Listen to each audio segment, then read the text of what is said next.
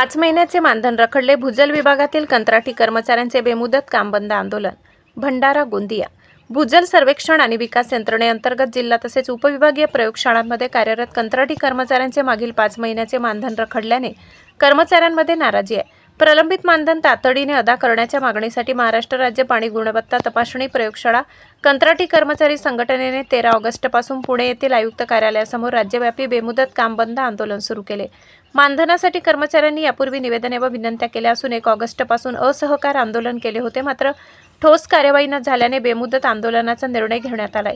या आंदोलनात भंडारा व गोंदिया जिल्ह्यातील जिल्हा संनियंत्रण कक्ष तसेच उपविभागीय प्रयोगशाळांमधील कंत्राटी कर्मचारीही सहभागी झाले.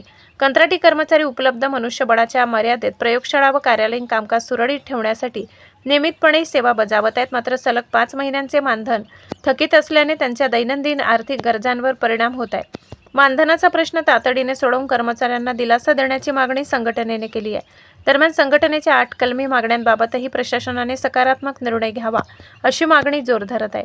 आंदोलनामुळे पाणी गुणवत्ता तपासणीसह प्रयोगशाळांमधील विविध कामावर परिणाम होण्याची शक्यता आहे. विशेषतः नागरिकांच्या आरोग्याशी संबंधित पाण्याच्या शुद्धतेचा तपासणीचे काम प्रभावित होऊ नये यासाठी प्रशासनाने तातडीने तोडगा काढण्याची गरज आहे. आता प्रशासनाकडून कोणती भूमिका घेतली जाते आणि रखडलेले मानधन कधी मिळते याकडे कर्मचाऱ्यांसह नागरिकांचे लक्ष लागले आहे.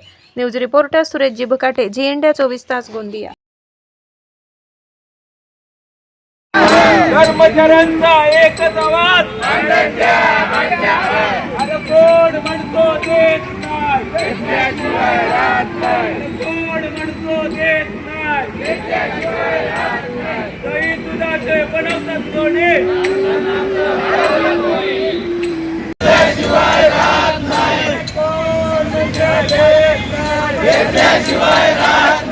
कर्मचाऱ्यांचा एकच आवाज